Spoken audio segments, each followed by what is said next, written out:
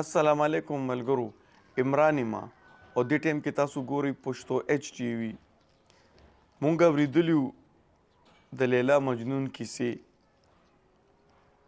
د هلک او د جینۍ کیسې خو مونږ ډېرې اورېدلې دي، خو نن در باندې څه عجیبه کیسه اورم چې هلک په هلک مین دی. اوس یې خوند وکړو لکه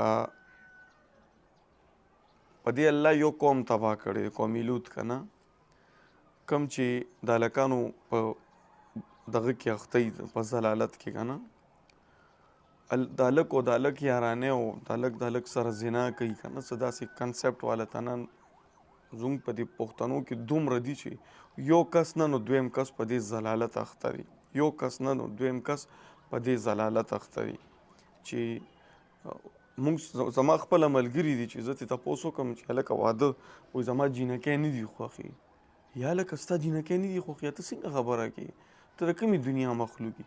نه وایي زما هلکان خوښ دي، ته به هلک سره واده کې، دا څنګه خبره شوه؟ یا ته معاشره کې اوسېږي، ته چې د چا نه پیدا یې نو یو ښځې نه پیدا یې که نه، ته څنګه انسان یار؟ ته په دې دا تا کې عقل شته که نشته؟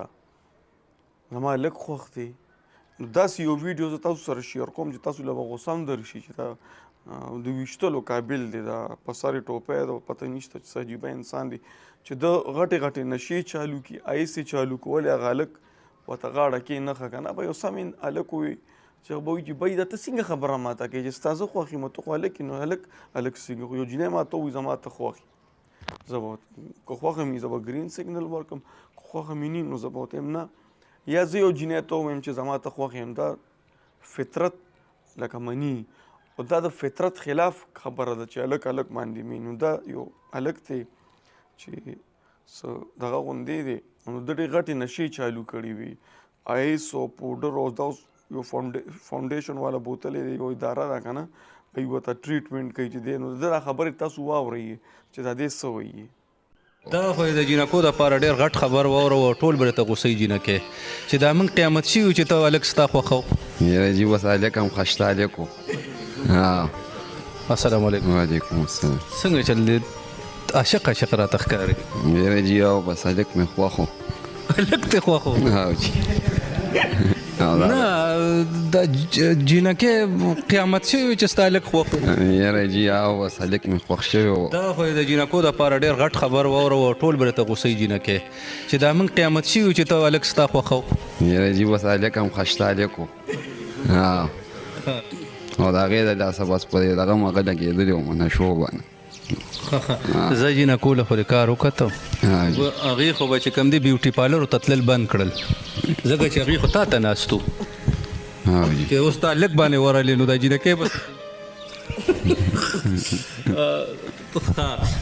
قدرمنو دا یو اهم خبر تاسو سره شیر کوو چې دا ملګرې چې کومه نشه کړې د هغې خیر به اوس بچي هم دي، هغه هم دا پروګرام ګوري، هر څوک چې دي موږ پېژنو نه، خو دی په هلک باندې مین شوی و او د هغې د وجې دی چې کوم دی نشه شروع کړه، نو جینکۍ چې کوم دی خپله بیوټي پارلر او کریمان چې کوم دی واپس کې دی، ځکه چې زموږ هلکان په هلکانو ورلل.